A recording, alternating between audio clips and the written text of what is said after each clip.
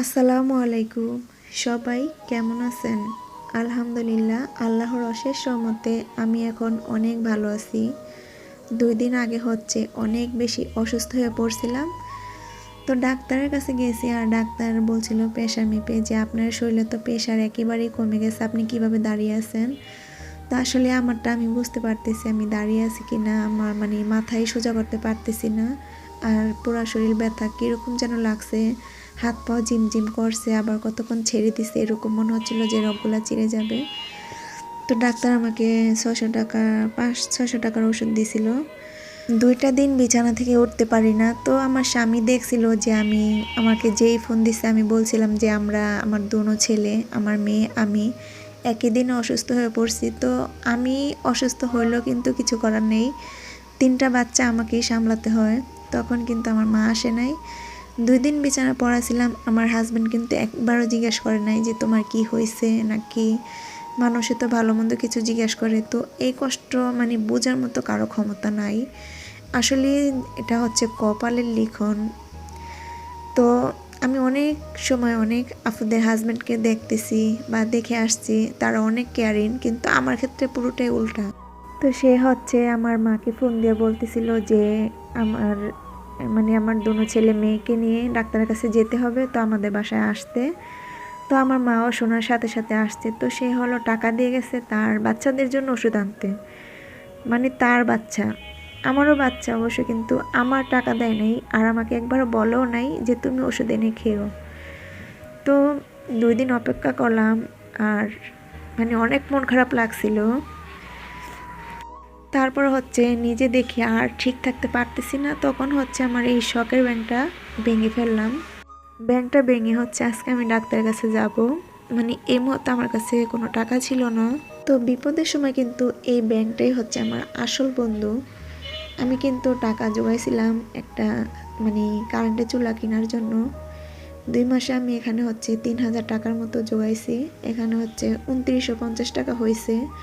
তো নগদ টাকা আমার হাতে ছিল না, আর ওষুধ আনতে গেলে কত টাকার ওষুধ লাগবে নাকি, সেজন্য ব্যাংকটা ভেঙে ফেললাম। আর অনেক বেশি খারাপ লাগছিল। আর এই টাকাগুলা কিন্তু অনেক কষ্ট করেই জমাইছিলাম 2টা মাসে। 2 মাসে অনেকটাই খরচ কমাইছি।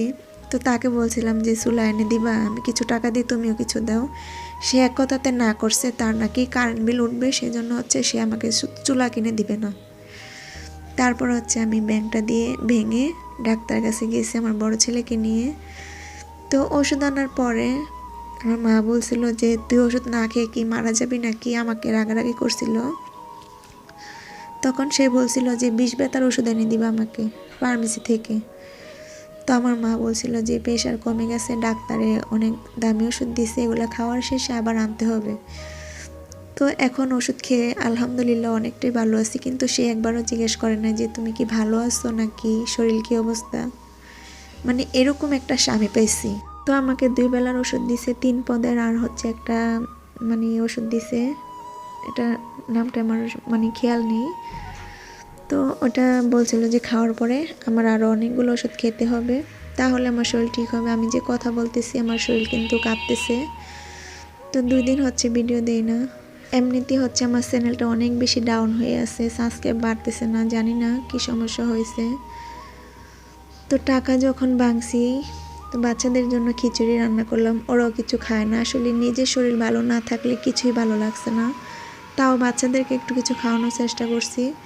তো ভাবলাম টাকাগুলো ভেঙে যাবে, আর আমার অনেকগুলো অর্ডার জমা ঈদের, আর শরীরে আসলে একেবারেই শক্তি নাই, মনে হচ্ছে যে আমি পড়ে যাই এরকম।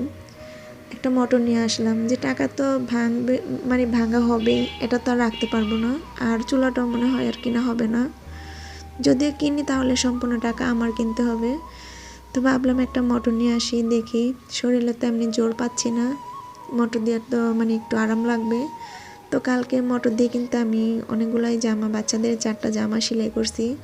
এটা একটু শব্দ বেশি হয় কিন্তু অনেক বেশি আরাম দেয়, শরীরে শক্তিটা কম হয়। তো এটা দেখেও কিন্তু তার একটু রাগই হয়েছিল, এটা আনছি কারণ এটা তো কারেন্টে চলে। তো আমার হাজব্যান্ড মনে করে আমরা কিছু ব্যবহার করলে আমাদেরকে কিছু কেনাকাটা করে দিবে, এটা তার অনেক বেশি লস হয়ে যাবে। তো এই তো একটা আচার মানে বড় ছেলেটা খেতে চাইছিল, জ্বরের মুখ, আসলে কিছুই ভালো লাগে না, তো এটা একটা আচার নিয়ে দিলাম 50 টাকা দিয়ে। এটা মানে মিক্স আচার, অনেক বেশি মজা লাগছিল। তো এখন ও খাবে, তো ওরে একটু দিব খুলে। তো আর কি বলবো, কিছুই বলার নাই।